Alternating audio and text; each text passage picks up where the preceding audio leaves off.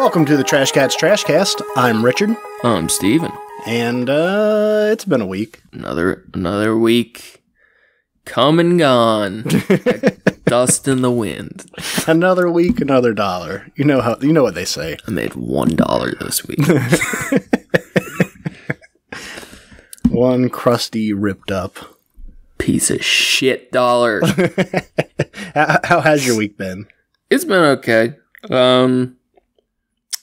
I feel like I've just been trying to stay pretty positive, but like I'm doing okay. I can't complain. I don't feel great, but I'm doing fine. It sounds like a cry for help. Yeah, it's been trash, bro.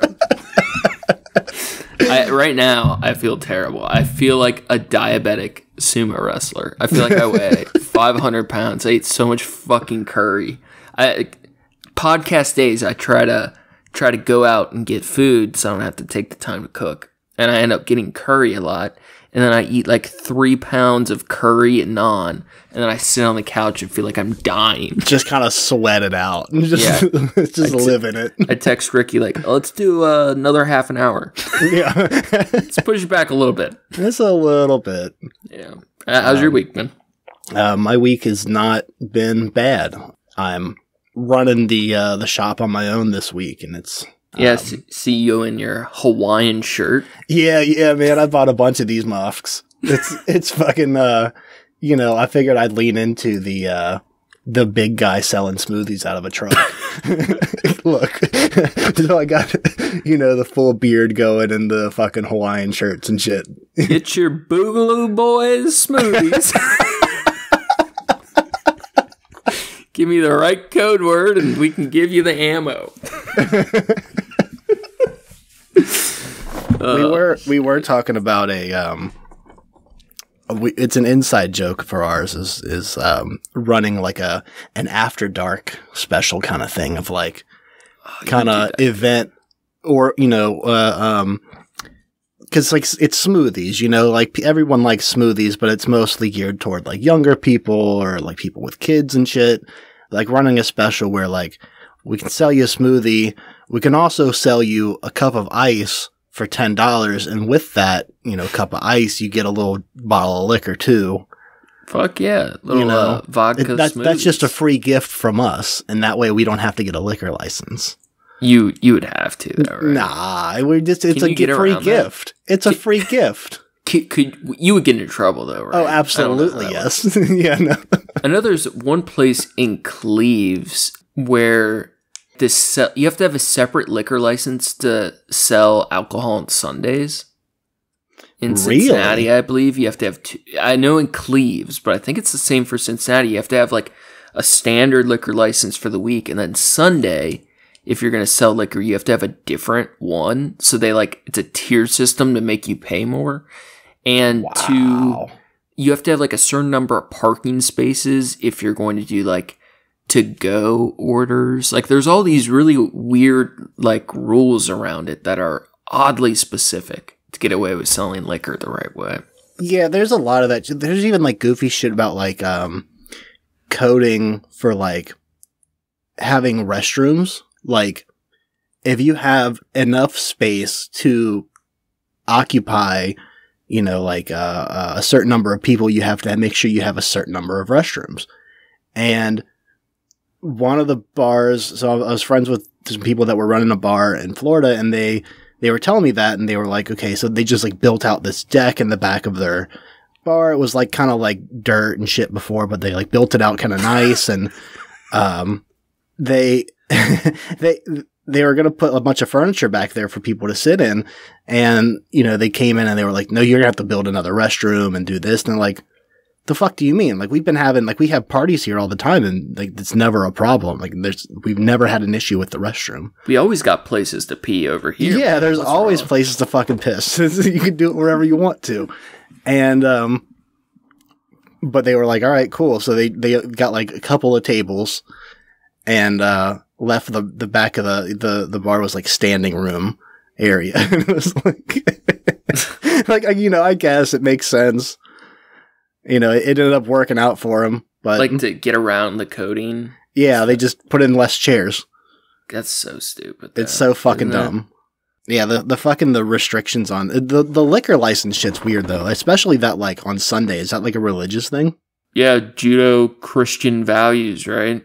I mean that's all it can be. It's just like Christian tradition, really. I wish Judo Christian values meant Christians who could do judo. Yeah, for sure. That'd be way cooler. Way more fun. Oh man, there's been some really good fights lately. I've gotten way too far in, man. And Sarah keeps telling me I just need to go join somewhere, pull the trigger and do it. But I can't. I'm at a crossroads, right? Mm-hmm. Because I'm an artist who wants to be a fighter, right? I'm not really like I'm angry, but I'm kind of a hippie, right? And I'm also I have a very addictive personality. So I can't casually start fight clubbing. Yeah. Like, I can't. Well, I mean, like, maybe I can't. Do like a boxing class or something. Fuck boxing. Well, okay. No, I wouldn't be able to like go once or twice a week and like I would feel like shit. Like I have to go all in. And I can't divvy up any more of my time. And I really want to, but I'd rather be making things. Like if I have to choose, if unlimited, don't have to work, I want to create and destroy shit. But if I'm stuck and I have to choose, I have to make shit. That's fair. Yeah. I want to. You make bruises on people's flesh with your punches and kicks. So strong. Give you the prettiest bruises. It's strong boy Steven over here. Someday we'll get there. What about you? Is there anything you've been wanting to do that you don't have the time or it's conflicting? Sleep. Yeah. That's not actually true. I get home at a reasonable hour. I just wake up early. How much did you get last night? Like, what are you running on right now? What do you got under the hood? Honestly, probably about 5 hours. Yeah. But it's only my own fault. I stayed up a little later. We had D&D last night, so that just went how it went. And then, I couldn't fall asleep immediately afterward. It was like 6. Oh, sorry. It was like 1 something, and then I woke up at 6. Is 5 about your average right now? 6 usually is my average. I try to do 6 most of the time. I notice I feel better when I wake up I feel more alert when I wake up after 6. I have a better day. But after like a week or so of doing that, it weighs on me, and then I have to, get like 7.5 or so. Sleep is accumulative for sure. Yeah. Right now I'm on like a 4-hour average, and then I think the last 2 weekends I slept like one day. I'll sleep 14 something hours, like to be God out. Damn. Yeah, that's what I did last Saturday.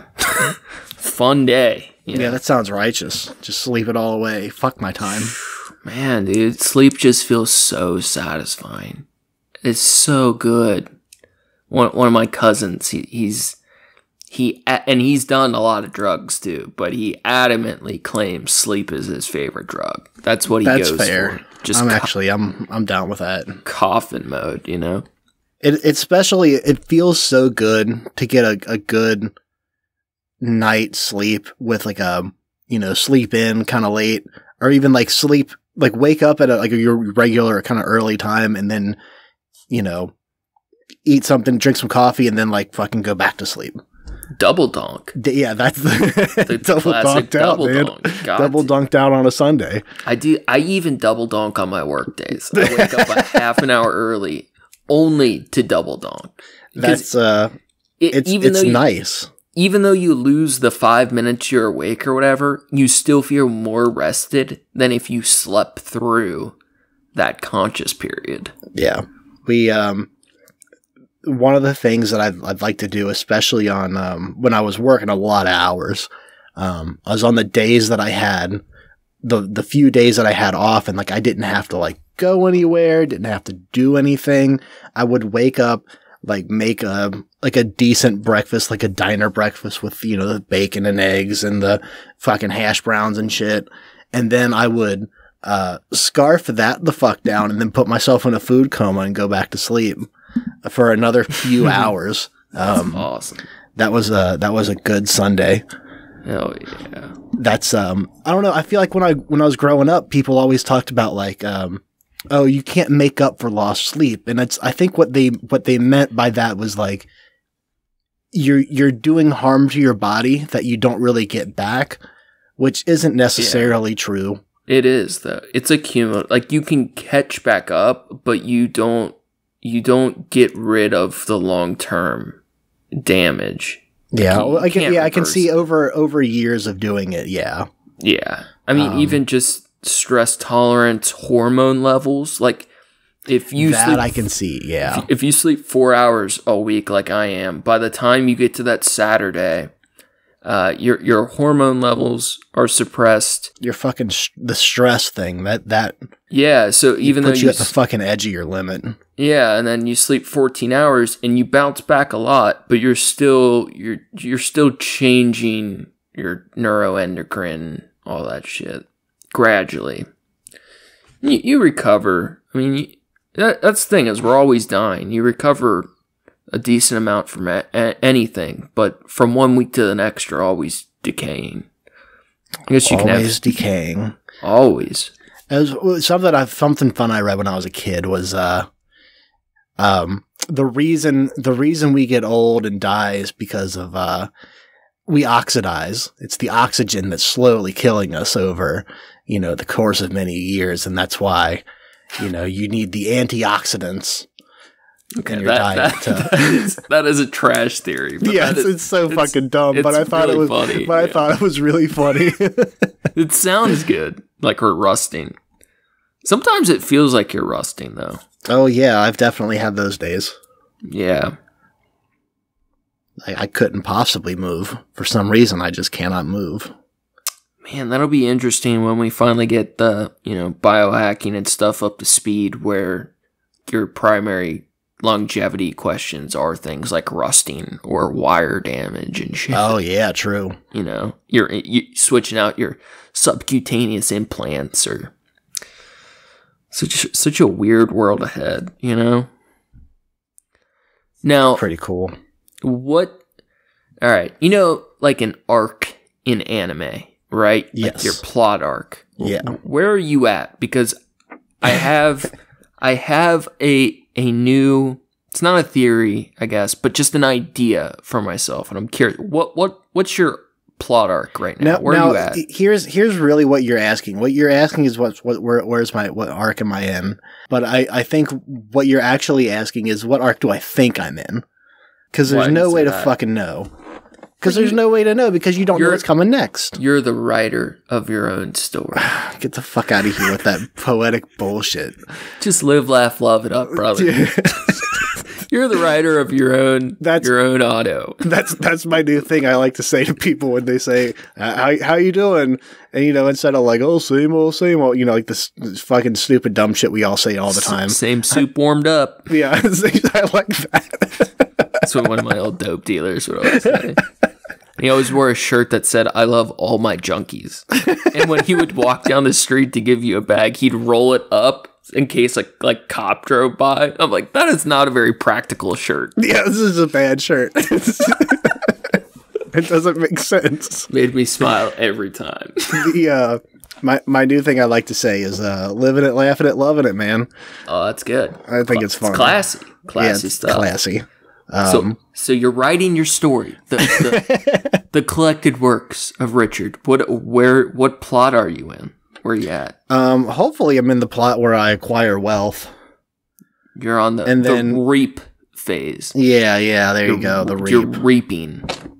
I'm reaping while my cat's attacking a What are you gonna do with all that wealth? With all your off my mortgage, your captain. Pay off my mortgage, pay for some new siding on the house. Boring. Yeah. Hey man, we were looking at the siding options and like what we can get, and we're waiting for call back on this new estimate, like with the new materials we were looking at, but it fucking looks really good. I'm thinking of going with a dark navy blue with a white trim, and then we were talking about like classic Americana. Yeah. Well, like we were looking at the other options, and they're all like kind of grayed out, and like, but I wanted something more bold. Just paint it black. Yeah, we're not painting it. We're doing siding, and they didn't have a black siding. They had gray, and the gray just looked shitty. Side it up gray, and then spray paint it black. Get a couple cans from Ace Hardware and just hit it up. Get up on a ladder as far as I can. My ladder doesn't reach the top of the roof, so I just kind of got it. Exactly. Now, here's the trick about siding that no one understands these days. You tell me, Steven, constructor, construction worker, Steven, tell me the secret of siding. You don't need siding if you have enough termites. Okay, hear me out. The whole goal of siding is to protect from the elements, right? Yeah. But if you have a good 6-inch layer of termites protecting your house, it's like a force field. The hail, sleet, snow, nothing's getting through. Those termites, they'll eat it up, and they'll come back, and they'll just heal it like an ozone layer. What do you need siding for? So they craft the new... So what happens when they eat all the wood? Then we live inside a big termite. Then we become the termite. This is my house. There's so many ants right now in our house. One day I heard the walls moving.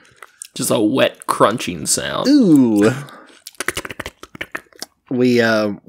My mom's been seeing them because she's down on the first floor there, and she sees with these big ass black ants, and we were worried that they're carpenter ants, but we got a closer look at a couple of them, and we don't think they are. We're still going to call, they don't even have a job. They're homeless ants. Yeah. I got squatter ants. Just leeching off society ants. they fucking these lazy fucks. God damn it. There's a really cool company up here. Actually, I think they're in Ohio too. Rose Pest Control. They do that, not sponsored by Rose Pest Control. They do. They're sponsored by Wet Willie's Whistles. Yeah, still sponsored by Wet Willie's Whistles for sure. They, I don't know, the experiences I've had with them in the past up here have been really good, honest company. The incredibly affordable pricing for when I used to pay bills at my last place, we would get their check their invoice every month. It was like, it's $45 for the service. I'm paying every month for them to come out, like check the traps, like replace the ones outside. And we didn't have bugs inside, so that wasn't a problem. And, I got a letter in the mail at one point, and it was like, hey, to all our valued customers, we're really sorry. We do have to increase prices coming up, but we'll return your ants, no problem. Yeah, we'll drop them off while you're at it. And it's gonna be $50 now, and it's like for $5 more. Like, all right, cool. It's like, why did you send a letter? Yeah. It's like, but that's that honesty part of the business that makes it like. But I think psychologically, what that does is like when you're setting yourself up, like, oh, they're changing the prices, and you're like, oh, it's only $5. It just, of course, yeah, that adds up over you. But it's for pest control. It's something that you need anyways. Like that's. Well, it's just a reminder for people to schedule an appointment more than anything. Yeah, like they don't care about the price increase. It's just like a reminder to their customers, like, hey, we exist. Buy shit.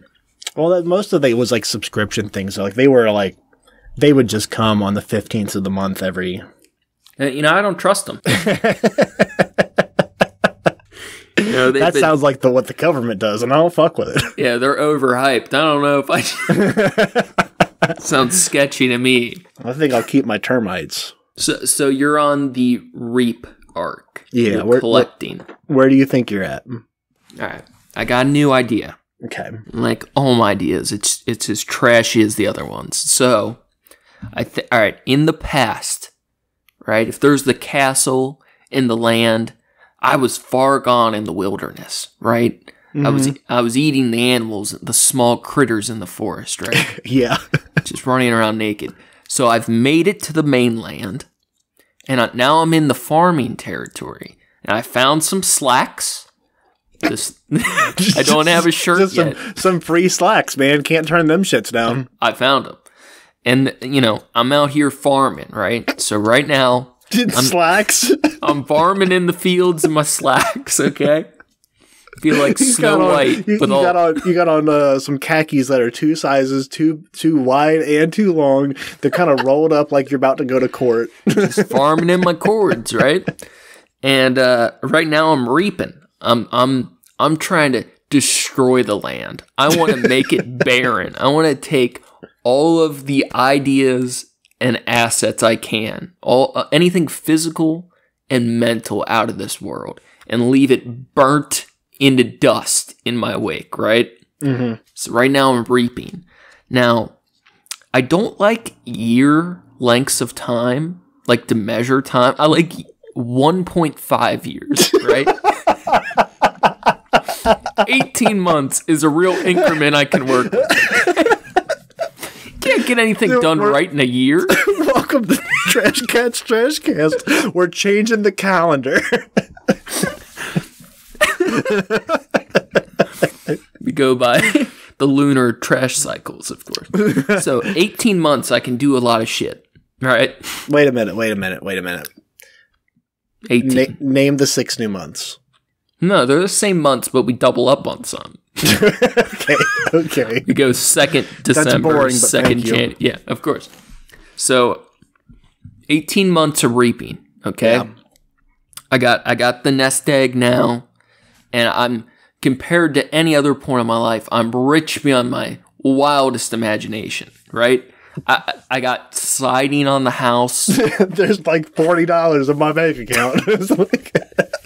And termites inside to keep us warm. Okay? Yeah, that's termite insulation. We got high-speed fiber optic internet. We're good, right? You think about it. If you have termite insulation, when they say molecules, when they heat up, they move around more, right? So those termites moving around, that's got to cause friction, heat build up that's going to keep you warm in the winter months. Exactly. That's perfect. Now you're getting it.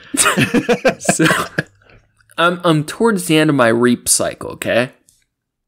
So I'm preparing for the new arc. Mm-hmm. This is going to be the castle arc. Now this is when I get defensive, right? We're bunkering down and we're taking care of business, right? Mm-hmm. We want to be fully stable and self-sufficient, right? So we got the gold coming in from our trading posts, steady, got the ad-free YouTube. Yeah, no more ads for me. YouTube Premium. It's been pretty nice, okay? So we're working on that. I got to remember phone numbers, okay? I'm no longer shall I go stranded without a phone and forget any important number I need. We're going to get some insurance, possibly. We're going to get a safe, right? All the big things, right? Can I what's your plan for remembering phone numbers? I'll just memorize them. I've just been lazy. Cuz I keep a card in my wallet with Yeah, but what happens when you get out of the psych ward and you got no phone or wallet? Okay, stage 2 isn't get psychologically sound. It's to build a war castle. Okay. Okay, you're right. Now, isn't that the worst though? When you lose everything or you're in a weird situation, like you get locked out of your car and you got nothing. You got no phone, no wallet, and you're like, I literally am a helpless child right now. Yeah. No one tipped me over because I may never get up, right? I actually had left my phone on the truck not too long ago, and my boss was taking the truck to an event. I was going to Costco to do the shopping and shit, and I realized it as I'm looking for my phone, and I was driving right behind him, and we went different ways at this intersection, and as he pulled away, my phone disconnected from my car, Bluetooth, and I that's when I realized, oh, it's not in the car anymore. It's on that truck. And in that moment, it's like, oh fuck, do I go chase him down and get it? And I thought, oh, I don't need that phone. Like, what the fuck am I gonna do? I can't call him. You know, I'd have to go chase him down, and yeah. And it's like, I don't need it. I don't need to call anybody. I'm running errands. I'm gonna see him later anyways. I'll just get it from him then. And then I pulled up to Costco and I realized I don't have that fucking list, my shopping list. Yeah, that was on there, and so I had to kind of guess it out, and I did good. So I want to be in the castle. I want to be, you know, accumulating power. Before I was in the field accumulating the means, right? Assets and ideas. Now I want to be in, so I'm working on phase 2 of the arc, castle time, right? Making some power and stability, okay? That sounds righteous. It sounds like the right move. And then phase 3. So this would be, if I'm going into phase 2, this is like another year, like close to 2 years from now, right? Phase 3 is Carve, right? So we got Reap, Castle, Carve. In phase 3, I want to carve my fucking name, my initials into every brick of the goddamn castle, right? I want lasting shit, like long term. I want to take all the shit I reaped and cooked up in the castle, and I just want to fucking throw that shit investing into the things I want. Whether it's like Bitcoin, Dogecoin. That's part of castle phase. I already got some. Oh, okay, yeah. I have a pretty diverse portfolio right now, but I need to take that portfolio and turn it into a sharpened blade that I carve into all the bricks, and I want to go, for the first time in my life, I want to throw everything at art, anything at podcast, anything I'm writing, like all the shit, all my energy and work has gone into. I want to throw all of my means and assets at it at some point. You know, that's the, like, fuck a house, fuck the castle. Like, I leave the castle. I carve it all up. Castle.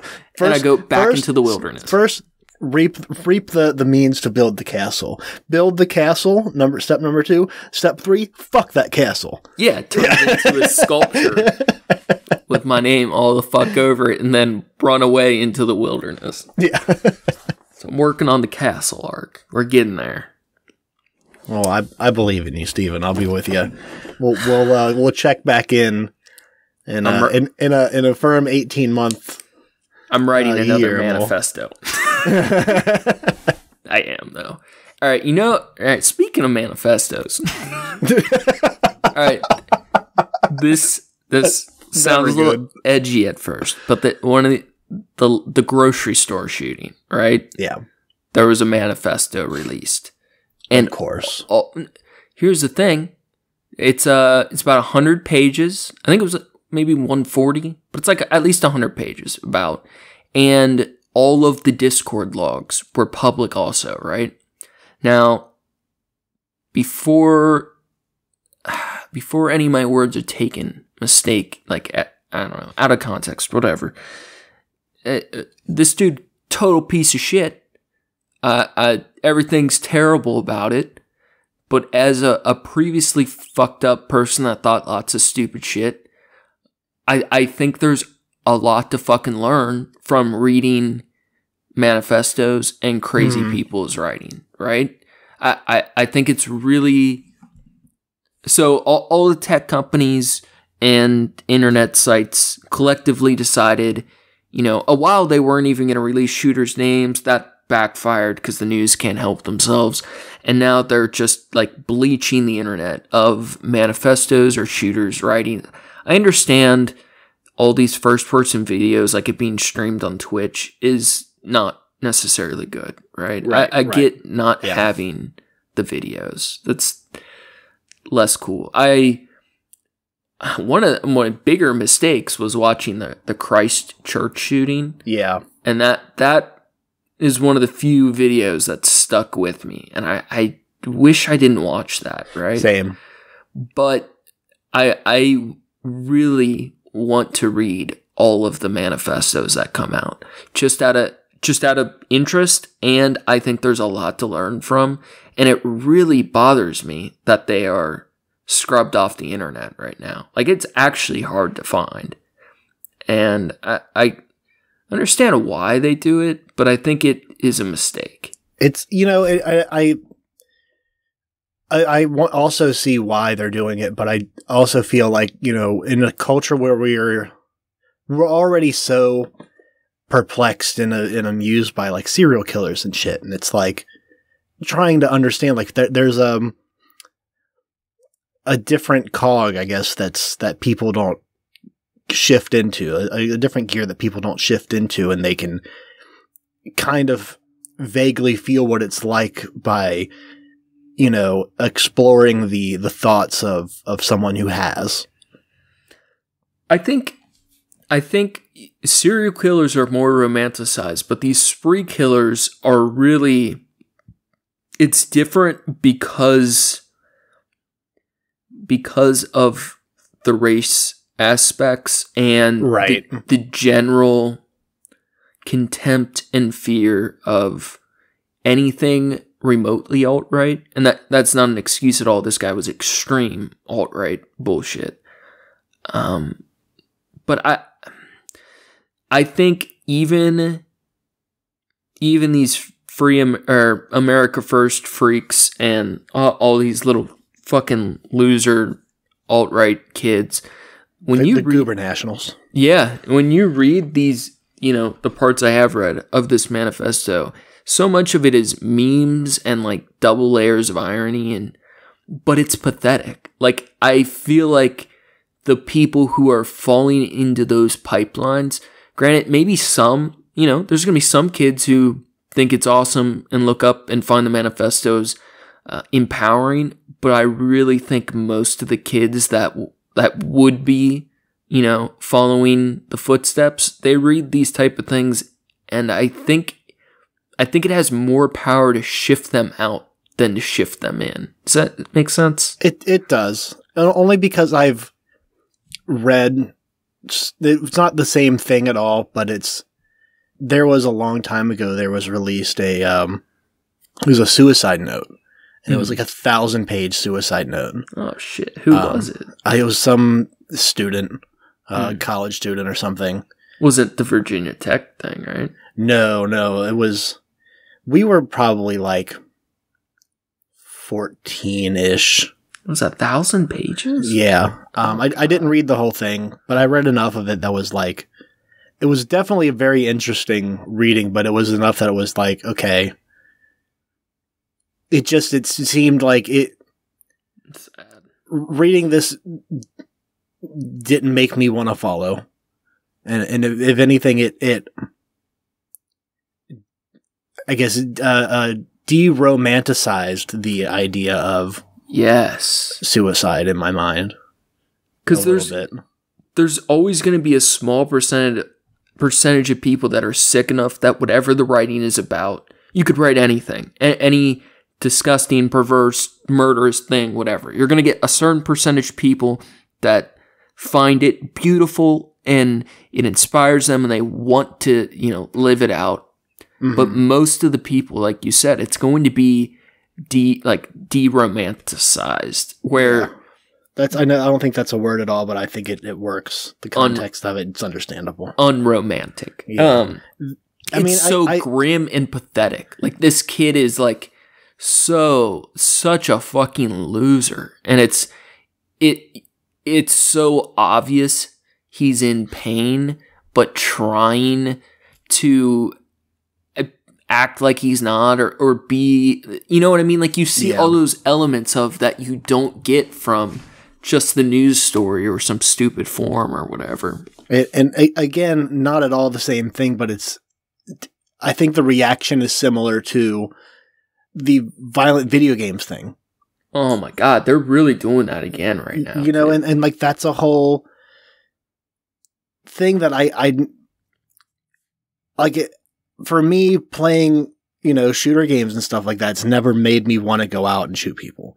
And I'm sure most people have the same reaction, but the people that do get that reaction, that do, like, it fuels a fantasy inside their head, those people were already probably going to do that, or they were already set on a path that had that in their mind and planted in a way.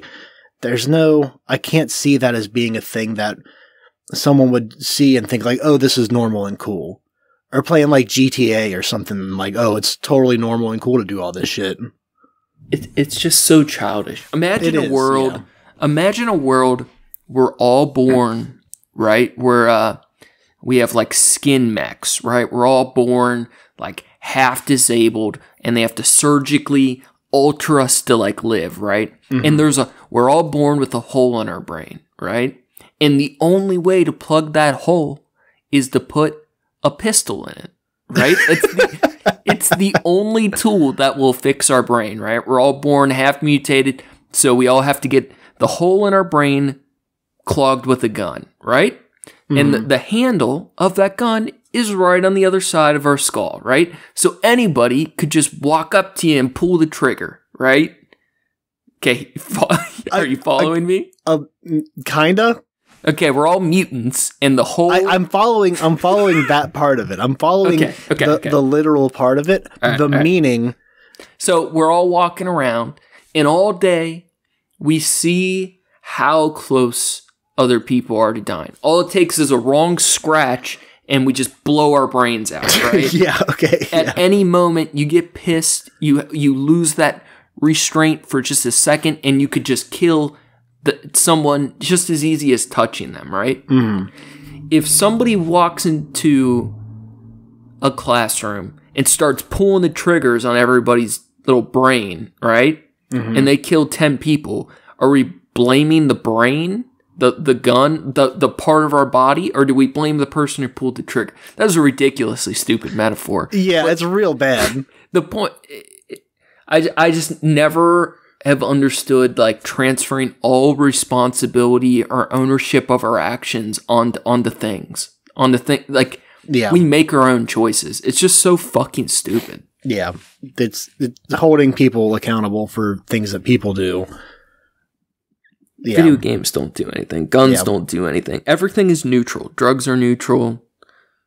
Porn, sex, whatever. Everything is fucking neutral. It's just tools, right? Yeah. Good or bad. We make our choices. And people are always going to fucking die. And a shitty craftsman blames their tools. Yeah, and that, I think it would be fun. I think we should all have gun brain surgery, okay?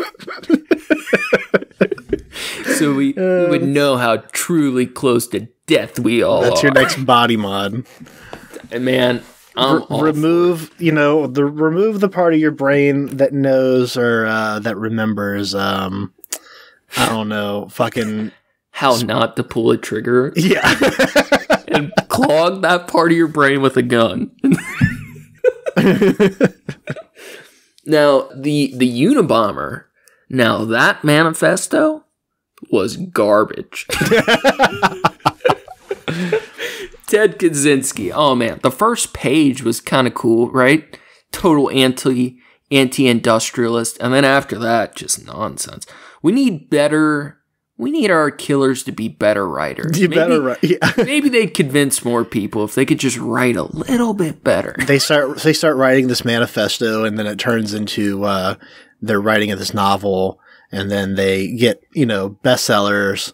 And then they're on this book tour, and it changes their life, and they no longer wish to. There was a guy recently that did a series of bank frauds, but he was like top 10 FBI list at one point, where he was going state to state, pulling over massive financial crimes, but he was on the run, and they knew who he was, right? Mm-hmm. And he ends up writing a book in prison. And there's always, I forgot the law or rule or whatever the fuck it's called, but you can't profit off of crimes, right? Like if they make a movie about a serial killer who's still alive, that killer can't make money off of it. Mm-hmm. You're not allowed to. So he had to try to find it. And you can, I think, to some extent, for nonviolent shit. I don't know how it works with financial crimes. But he didn't want to, because he was still in prison, and he didn't want to potentially damage his chances at paroling or get in more legal difficulties with profiting, right, off of his crimes. So he collected other other people's crimes, right? Their stories. And he would go to them under the guise of he was going to tell their story when he got out and write a book about it, split the profits. And then he had like a 30, 40-year sentence, right? So then what he did is he got all the dirt on the people, and then he went to the feds and snitched on them to get reduced sentences, right? And he does this with multiple people. He ends up getting out in 7 years, and then he writes a book taking credit for all these other people's crimes.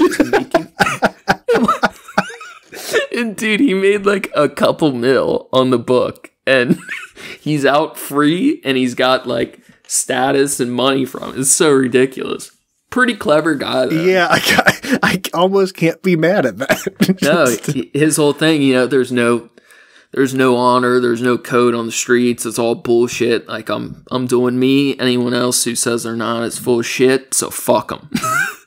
It's like I appreciate that level of just ruthlessness. Yeah. It's fun stuff. It's pretty fucked. Now, what would you write? Not as a manifesto, but like, your last couple days on Earth. Would you try to leave any meaningful message, or would you just say fuck it? Honestly, my brain gears towards fuck it, but I feel like that's also because a lot of my worldview is like we're all just dust anyway. We're all just floating in a fucking sunbeam out in space. But yeah, I don't know. I feel like the impact that I've had is enough. We're all just floaties and God's eyeballs in the sky, right? Yeah, I guess in that way, I'm not that ambitious. Like I think that's fair. I'm happy with the impact I've had on the world around me, and at least in the sense of like me being myself. Like, obviously, I wish I could have a bigger impact on things that matter more, like to the rest of the populace. But hey, one day you're still going to be president. Yeah, damn right. We're going to get there.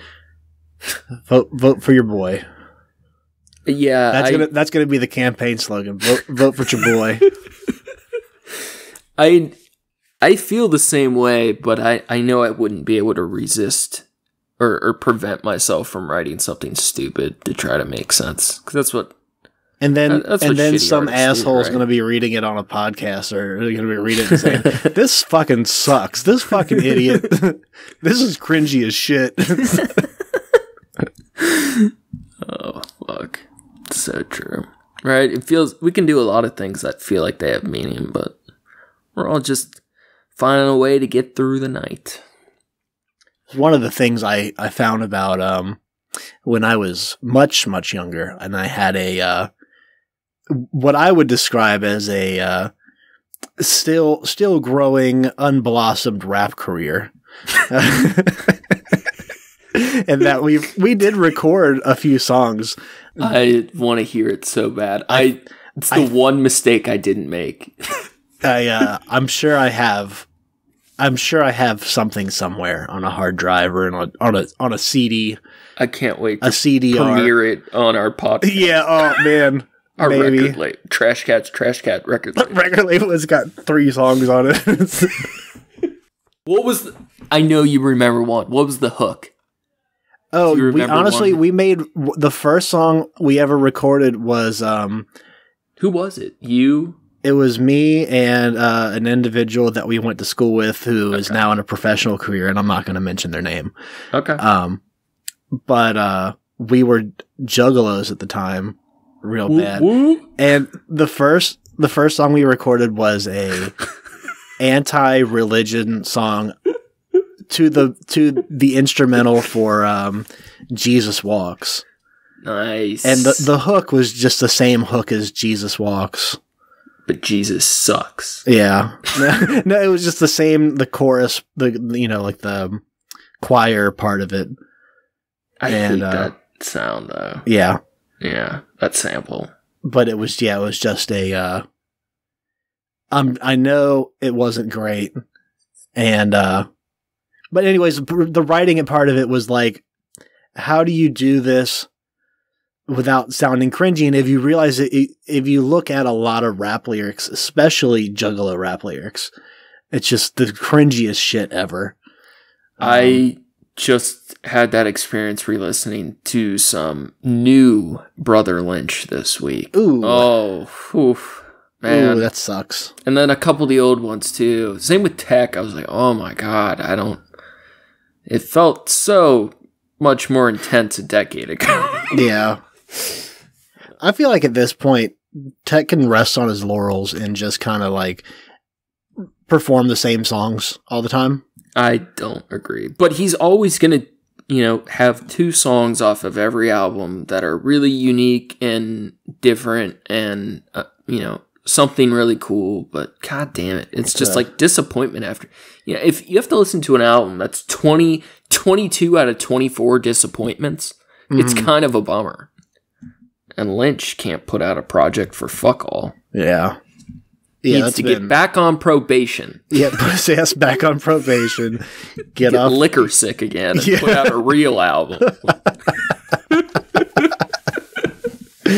God damn it. So you did the rap. I did a shitty metal band. Right? Oh, cool. We had album art. I think we had a name and maybe a full album wrote. But only one of the 3 of us could play an instrument. And we never got through one song. Oh, man. That's pretty sick. It was so much fun, though. I'm trying to picture like young nihilistic Steven just... Oh, yeah. It was... trying to put enthusiasm in a thing. Oh, man. I feel like the only thing I ever really saw you enthused in when we were young was like art. Yeah, and drugs. That was later on, though. That's what I was gonna say. I just ended up drawing the whole band practice and then started smoking weed. Yeah, there you go. That'll do it. That's good enough. Good times. Good times.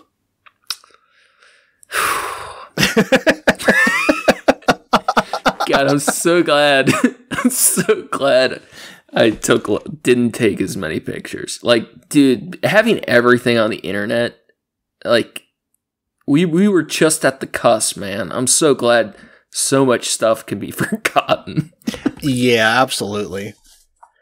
There's a ton of old shit on, like, Facebook. I don't go on Facebook anymore, but not long ago when I did, I just was curious and I went back to, like, my old pictures on there and I was like, oh no. Oh, no. Dude, I had a MySpace blog. Yeah, boy. With 100,000 views. Jesus Christ. 30,000 friends on MySpace. That's how much time I wasted on the internet. Yeah. Jesus Christ. And if any of that resurfaced, I definitely would kill myself. Jesus Christ. Dude, I heard there's a professional pool clip I watched this week of a dude doing a trick shot, right? Mm-hmm. And it was like a crazy good shot. And the announcer, I spent 2 hours looking for this clip and I can't find it. But the announcer live was like, oh my God, if someone made that shot on me, I just would kill myself. And then they cut it real quick. Oh, God damn. It's fucking hilarious. He was just so upset by how good this dude was. He's like, if somebody got that shot on me, I'd kill myself. I just could not stop laughing. It's like, we've all felt that. We've all seen something like that and felt that. It's like, but what were you thinking saying that live? It's so funny. He was probably trying to find the better words, but he went with his instinct. Yeah, and it sounded just so sad and serious. It's so good. I'm just going to be real with you. I'd end it all today. Over a game of pool. I've always wanted to be good at pool, but it's not my thing. Yeah. I'm convinced that I have to have at least 2 beers before I'm good at pool. Oh, yes. Hey, that's at least the experience that I've had. What do they call that? The altered state learning, where you learn things. Yeah, that's some drunken master shit. But it is a thing. If you learn something in the same state, it's harder to do that thing without that state, or to do it as well without that state. Same state learning. Do some state-dependent memory. They always attribute that. Oh my god, I've been asked that so many times. Like, oh, do you feel like you can't work on art sober? And it's like, no, because I'm not a loser. Yeah. Right? All those stupid musicians that are like, well, I can't write them. I don't have the muse, the inspiration, unless I'm doing acid or drunk. Like, get the fuck out of here. Then you're a shitty musician. Yeah, it's like you weren't that good at what you were doing then, or you didn't care, or you like lost the love for it. Like, you can get back to it. That's I don't enjoy trying to do art high at all. I actively hate it. Do you like overthink? Yeah, and my drawings never turn out the way I want them to. I would always I think I might have talked about this on here before, but like I try to go for realism, or at least more realism, some kind of sense of it, and I can't, my perspectives are all fucked when I'm high, and it doesn't work. I don't like it. Now, this is goofy, but have you seen the people that do the Pokemon card paintings? Yes. Those are kind of cool. Yeah, those are cool. That's fun. I wonder if there's anything to perspective specifically, or spatial awareness with drawing intoxicated, or if that's just I'm sure there's a thing with like proportions and stuff like that, memory and mimicry, recreating things. When you're trying to get something that's spot on what you want it to be, it makes it more difficult. When you're like access visual memory. Yeah, when you're not seeing it the way that you normally would. I could see that. And that it's more that it's less that the end result sucks, and more just it makes me frustrated because it's not what I want it to be. Right. And then I blame it on like, oh, I shouldn't have tried to do this high. That was stupid. And I just wasted, a few hours of my time. And then, yeah. I spend a lot of time high anyways, but one of my favorite acid trips, I was like surrounded by my art, and I felt like if it was an anthem piece with the figures or humans of some sort or whatever, they would come off the page and I could like interact with them, or they'd walk around like Indian in the cupboard. Yep. Or if they were a landscape, I could go into it. And I was like, rarely could get that far into visual hallucinations with acid, but this particular time was like, I think I was mixing shit, and I was all in, and it felt like I was physically experiencing like portals or projections of my work, and that felt pretty special. It was cool. There was a kid that we knew in I'd known him since elementary school, like late middle school, when we started, smoking weed, and we introduced this guy to it because we'd go like, hang out at his house and like party with him and party as 8th graders do. And, I never even smoked with the guy before, but I know that we were like telling him about it and like talking about it. And then later on, he started getting into it, and he said he would do it at home, and he would like hallucinate. Like he would tell us about these like vivid hallucinations, and we were like, from weed, you said? Yeah. And it's like, we were like, he's just making this up, right? He's not, there's no fucking way. Come to find out later on. Schizo. Yeah. Yeah. Yeah.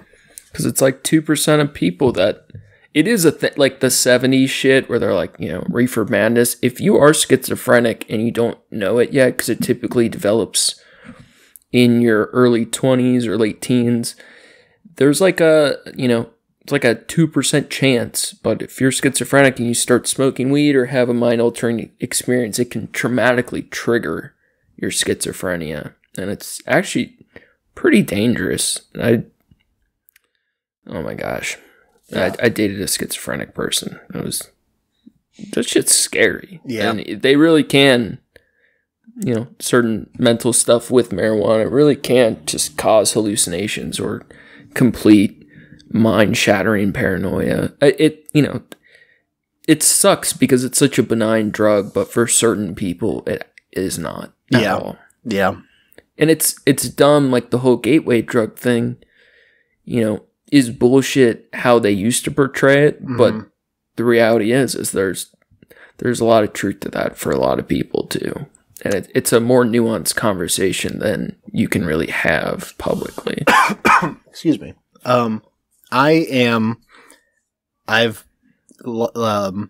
guess not lately. It's been a while since I first started thinking about this, but I call sugar the OG gateway drug.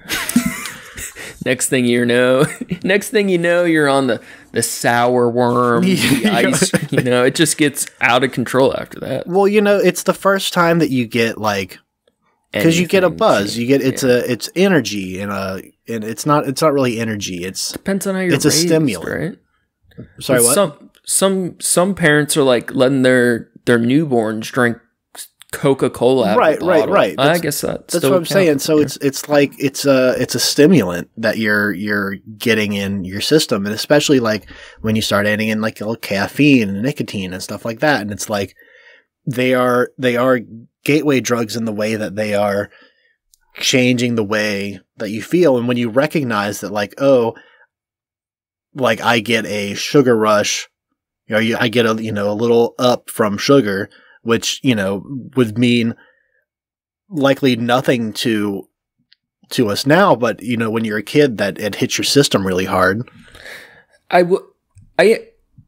fully agree with what you're saying, but I think at that point you're at the limits of, okay, then do we call like being sad a depressive drug? Do we call like a roller coaster? You know what I mean? It gets it's not, because it's not something that you could absolutely say roller coasters are an adrenaline thing. What about if you're a toddler and you smell flowers and it feels well? That's nice? Different. Well, because you're not ingesting a thing. You're ingesting the pollen, and it may get the fuck out of here. But I'm saying when you go to the level of, I'm not saying you're doing this, but I'm not at all saying that we should ban sugar or whatever, but regulate it by any means other than like be responsible with, dietary shit, obviously.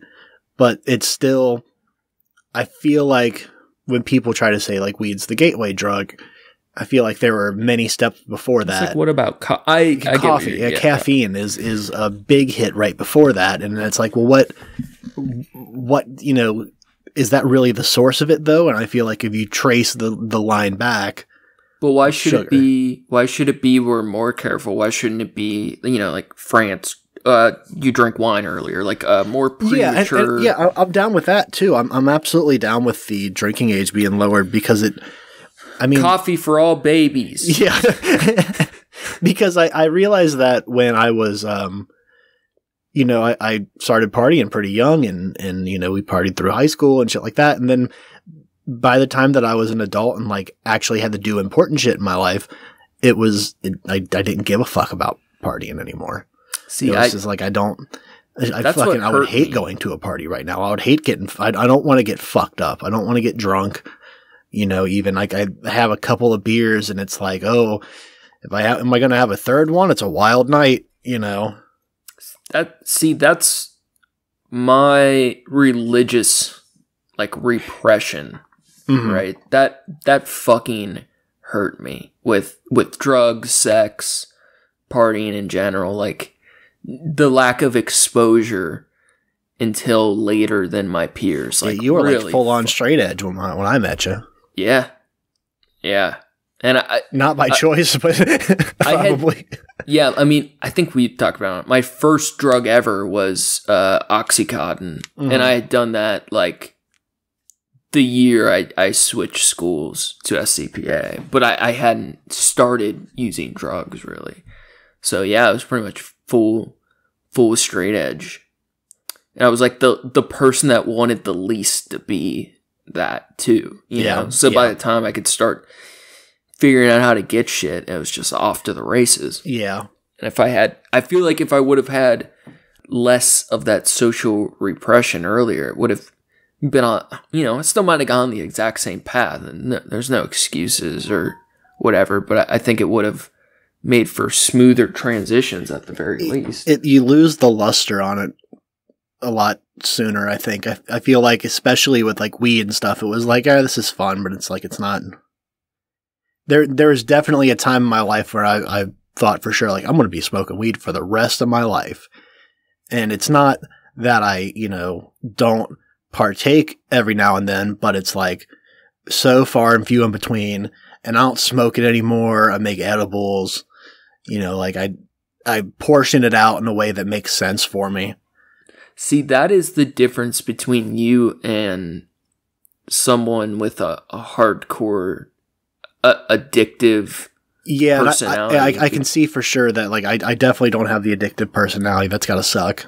You have elements of it, but not quite. Because my answer to that same question was I want to do this every day forever, but it wasn't like, oh, I'm getting bored with this. It's, oh, I need to do more of this to make it work still. Where it's like, it doesn't matter if it's not working the same. I just can add an infinite amount. Yeah. And it's, nothing works that way.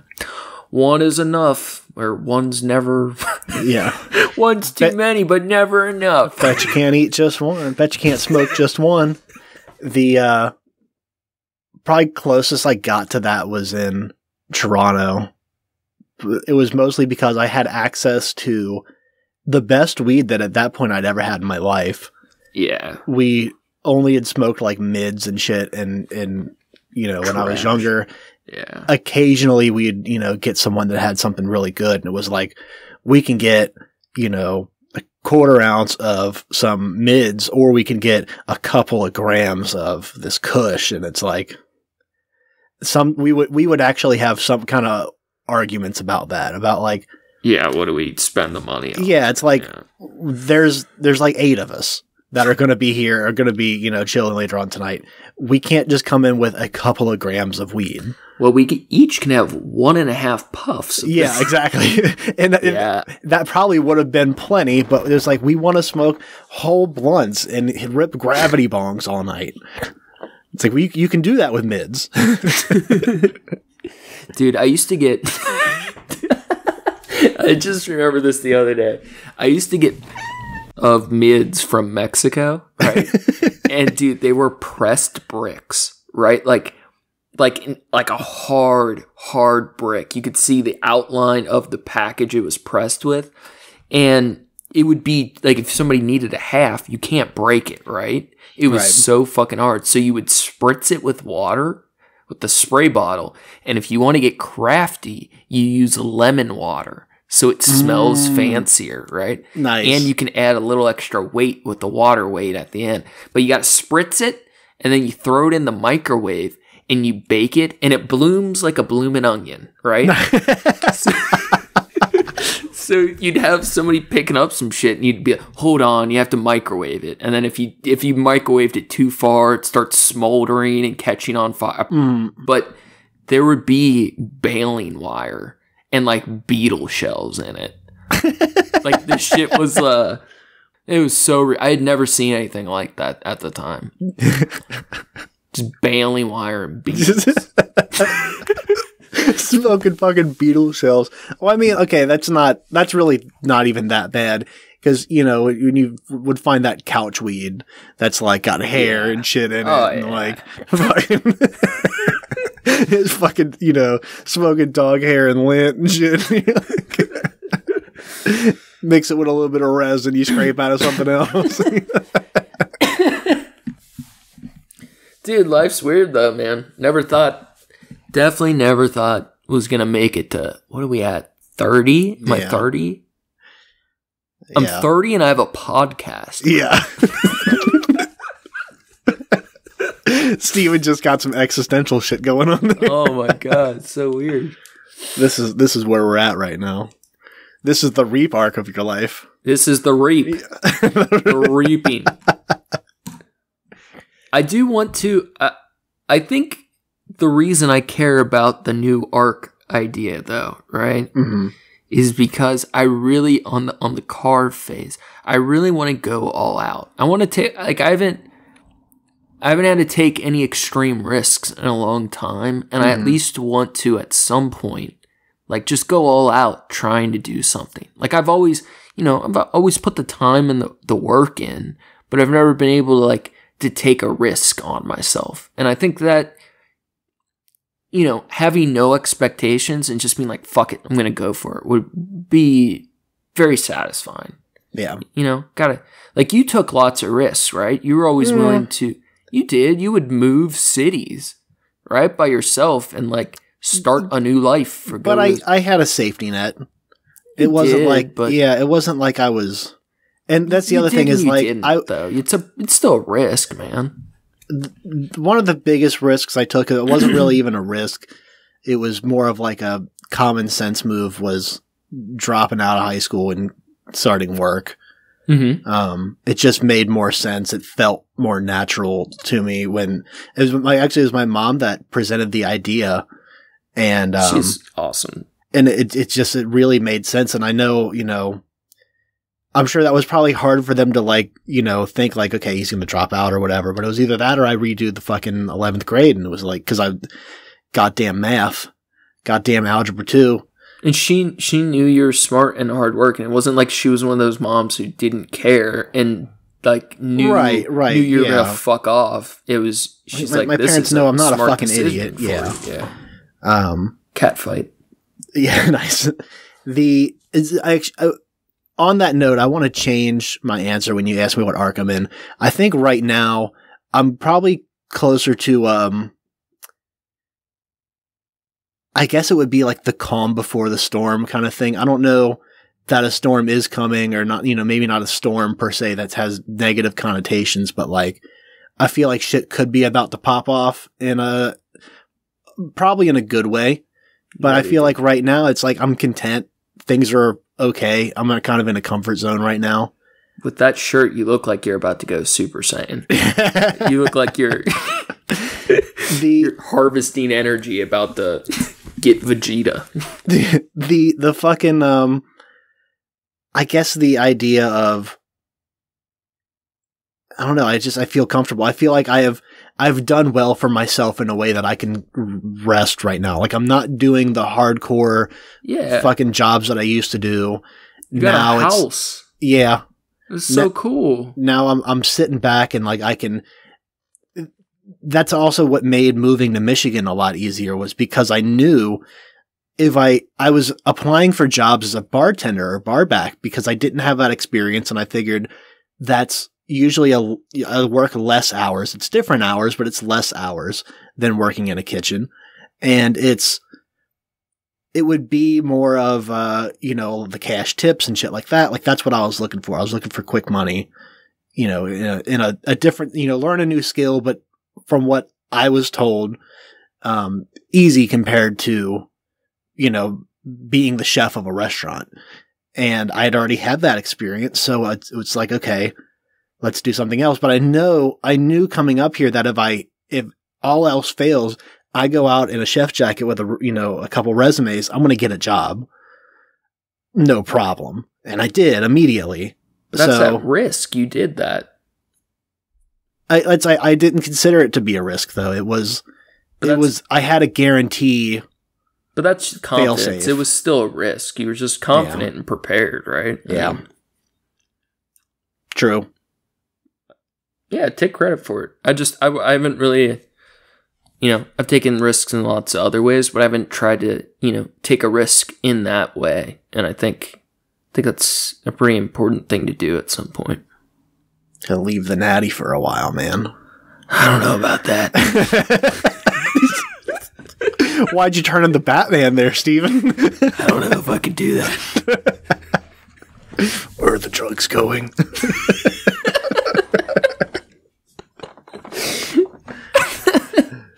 Fucking name. What do you think? Is it time to get out of here? Yeah, I think so. Just nice and chill, though. Yeah, good catching up. Definitely. Thanks again for listening, everybody. Thank you to Approaching Human for the use of his music. You can find his work on SoundCloud at Approaching-Human. Yeah, thanks, John. Me and him right now, we're looking to diverse our portfolios. We're doing a little. Is John making a beat for you to rap on? Dude, John. All right, John. For the guy who loses his wallet so fucking often, super smart, and I feel like with the right amount of upfront capital, I feel like me and this fucker could make some moves. So, all right, we're scheming. He stays up all night just like I do, but he used to, experiment on cockroaches with HIV. Now he's doing electronic music and moving money into foreign countries, right? Whoa. We're doing it. Some DJ Khaled shit.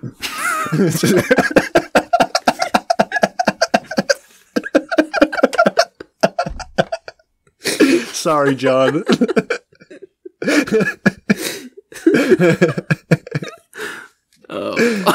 So definitely check out Approaching-Human on SoundCloud. Yeah. He's basically DJ Khaled, but cooler. So. Yeah. Make sure to check out the show page at Trash Cats Trashcast on Instagram for news and art from the show. Check out Facebook for the memes. For the memes. If you're super bored, you can check out my trashy art on Instagram at Skyzix, SKYZICX. New soon, hopefully. Dude, I put that new piece up. Yeah. And I fucking misspelled the title.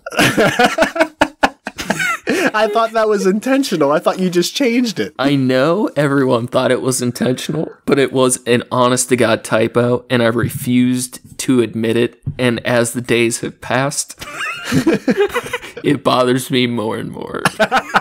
Well, you know what? You can go just repost it again, and then when someone says, like, oh, is this a repost? You say, what the fuck are you talking about? Brand new, motherfucker. It's got a whole different title. I just made this. I just finished. I just closed Photoshop 5 minutes ago. Just 5 minutes ago. Yeah, so new art soon on that. I'll save it. We got some honorable men. We'll save them for next time. And then I think that's it. I know we got some fun ideas for next week, so we'll surprise you guys with something then. Hell yeah. It's going to be all for us today. Stay classy, eat trashy. Go fast, eat trash.